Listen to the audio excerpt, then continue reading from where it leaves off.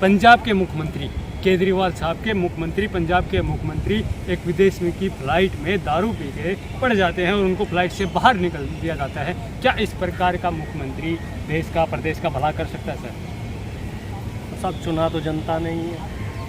जिस तरीके से दिल्ली में शराब नीति चल रही है, जिस तरीके से पंजाब में अभी देखा होगा आपने, हालांकि मुद्दे का विषय नहीं है लेकिन 1 मिनट लूँगा।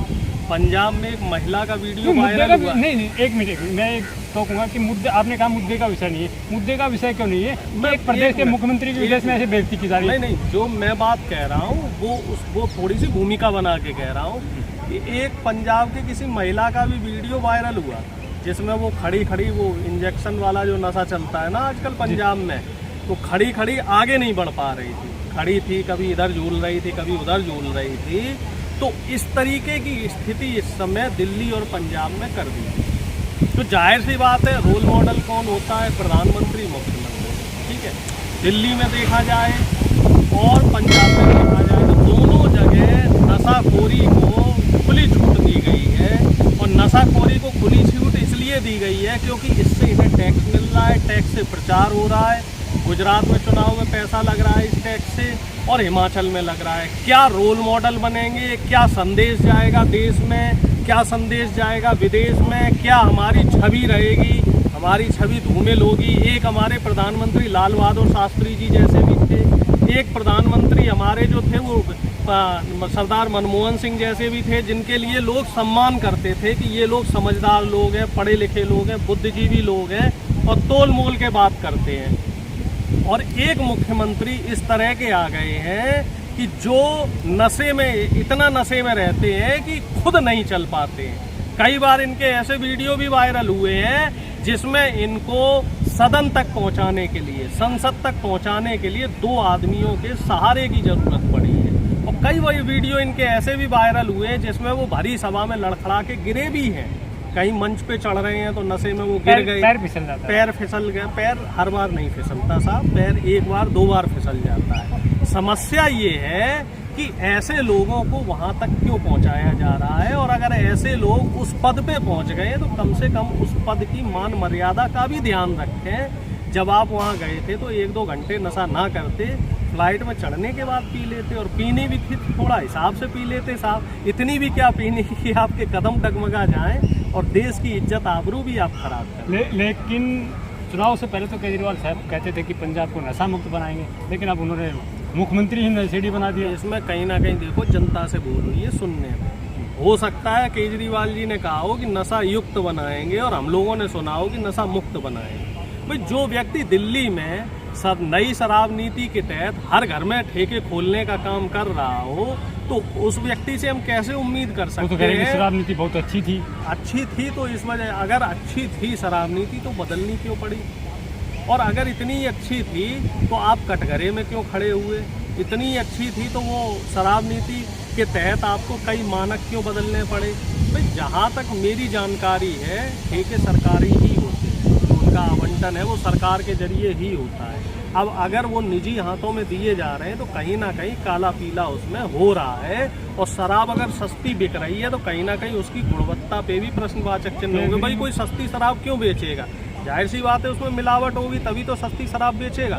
और केजरीवाल जी की बात की जाए तो केजरीवाल में मिलावट की शराब बेची गई है, जाहिर सी बात है। और केजरीवाल की बात की जाए, केजरीवाल जी की दिल्ली में होते हैं तो दिल्ली में इनके मुद्दे अलग होते हैं, पंजाब पहुंचते हैं तो वहाँ इनके मुद्दे अलग हो जाते हैं। अब गुजरात पहुंचे तो गुजरात में इनके मुद्दे अलग हो गए। और मजे की बात और देख लो, जो ऑटो रिक्शा वाला इनसे सवाल कर रहा था पंजाब में, वही ऑटो रिक्शा वाला इत्तेफाकन इनसे सवाल करने लग गया गुजरात में।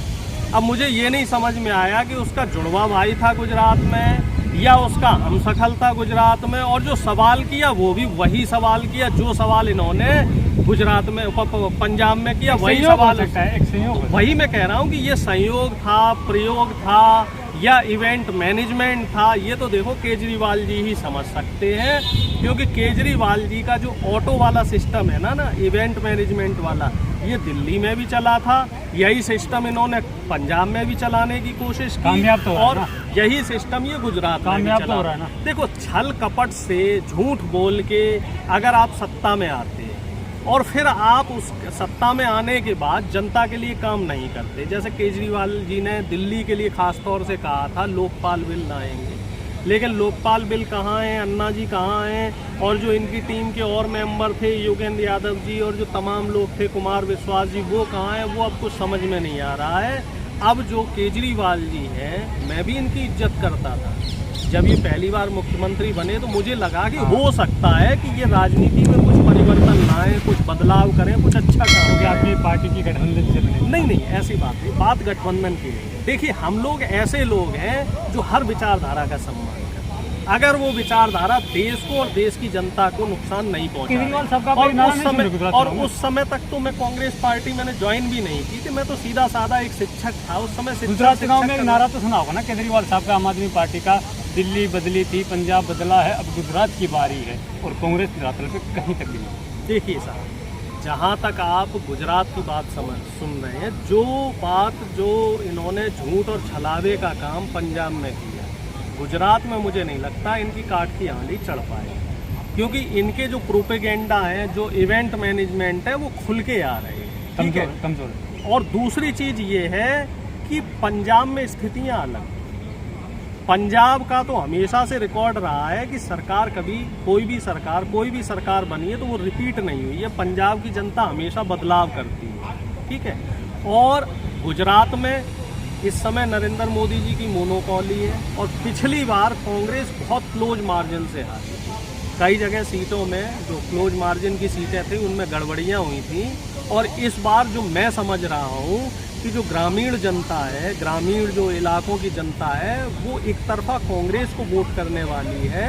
हाँ, शहर में कहीं कहीं केजरीवाल जी का प्रभाव दिख रहा है, लेकिन इसमें जो वो नुकसान पहुंचाएंगे वो साफ तौर पे बीजेपी को ही नुकसान पहुंचाएंगे। और इसी वजह से बीजेपी इतनी बौखलाई हुई है, क्योंकि बीजेपी ने हमेशा केजरीवाल जी को वहाँ जगह दी, वहाँ स्पेस दिया जहाँ पे कांग्रेस मजबूत थी। पंजाब में कौन मजबूत था? कांग्रेस, इसलिए बीजेपी ने वहाँ उनको स्पेस दिया। दिल्ली में कौन मजबूत था? कांग्रेस। दिल्ली में सत्ता किससे छीनी केजरीवाल जी ने? कांग्रेस से। लेकिन गुजरात में इनका पासा उल्टा पड़ रहा है। गुजरात में ऑलरेडी बीजेपी की सरकार है और केजरीवाल जी वहाँ पैर पसारने की कोशिश कर रहे हैं। तो मुझे नहीं लगता केजरीवाल जी की जो दाल है वो। डॉक्टर साहब, गुजरात में एक चीज और देखने को मिली है। गुजरात में जब केजरीवाल साहब जाते हैं तो ऑटो में बैठ के उनके घर पे खाना खाने जाते हैं। उस ऑटो में बैठने के बाद जो वहाँ का पुलिस प्रशासन है, जो एक मुख्यमंत्री की सिक्योरिटी व्यवस्था कर रहा था, उनको कहते हैं कि मुझे नहीं चाहिए आपकी सिक्योरिटी, मुझे घुटन होती है आपकी सिक्योरिटी में। और लेकिन जब वो दिल्ली में आते हैं, अपने घर से विधानसभा की तरफ जाते हैं, तो 150 जवानों की फोर्स लेके चलते हैं। वही केजरीवाल जी थे जो 2013 में जब मुख्यमंत्री बने थे तो कह रहे थे साहब मैं मेट्रो से जाया करूंगा और मैं सिक्योरिटी नहीं रखूंगा, सादा गाड़ी से चला करूंगा, सादा घर में रहूंगा। अब वही केजरीवाल जी है अब जो यू टर्न ले चुके हैं, सबसे टॉप की सिक्योरिटी है उनकी। ये गुजरात में जो भी कर रहे हैं ना, वो इनका जो इवेंट मैनेजमेंट है उसके तहत हो रहा है और पूरा प्रायोजित है कि किस तरीके से ऑटो वालों के यहाँ बैठना है, किस तरीके से कहाँ खाना खाना है, किस तरीके से पुलिस वालों से क्या बात करनी है, क्या चर्चा करनी है, सब कुछ स्क्रिप्टेड है और जनता अब समझ रही है। देखिए, एक चीज़ और मैं आपको बताऊं, किसान आंदोलन के बाद से सोशल मीडिया मजबूत हुआ है। जब से किसान आंदोलन आया, इससे पहले मेन स्ट्रीम मीडिया को लोग ज़्यादा देखते थे, लेकिन किसान आंदोलन के बाद क्या हुआ कि अब मेन स्ट्रीम को लोग देखना कम कर गए हैं। अब लोग किसान आंदोलन जो सोशल मीडिया है उस पर ज़्यादा भरोसा कर रहे हैं, और सोशल मीडिया पे केजरीवाल जी के जो प्रोपेगेंडा है सब खुल के आ रहे हैं। सोशल मीडिया ऐसा माध्यम है, यहाँ अगर आप फैब्रिकेटेड वीडियो चलाएंगे ना राहुल जी वाला, लीटर आटा वाला, तो उसका भी तोड़ तुरंत मिल जाएगा आपको।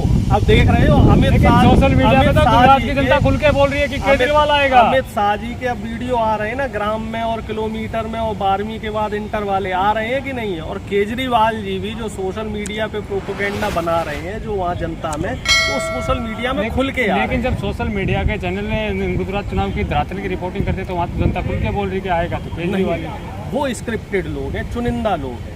आप एक ईमानदारी से सर्वे कीजिए, मैं बता रहा हूँ आपसे 60% से ज़्यादा जो सर्वे है ना, वो कांग्रेस पार्टी को बता रहे हैं कि इस बार कांग्रेस पार्टी को मौका देंगे, क्योंकि कहीं ना कहीं बीजेपी हो और आम आदमी पार्टी हो, ये सिक्के के दो पहलू हैं। ये दोनों ही जो पार्टियां हैं ये पर्दे के पीछे आरएसएस द्वारा ही संचालित हैं और दोनों ही पार्टियां जो SC ST OBC माइनॉरिटी यानी कि बहुजन है, इनका हक मारने वाली हैं। चाहे केजरीवाल जी को देख लो, ये भी आरक्षण का विरोध करते हैं, चाहे बीजेपी को देख लो, ये भी आरक्षण का विरोध करते हैं। तो जनता इन चीज़ों को समझ रही है और कांग्रेस पूरी तरीके से इस समय SC ST माइनॉरिटी और OBC पे काम कर रही है।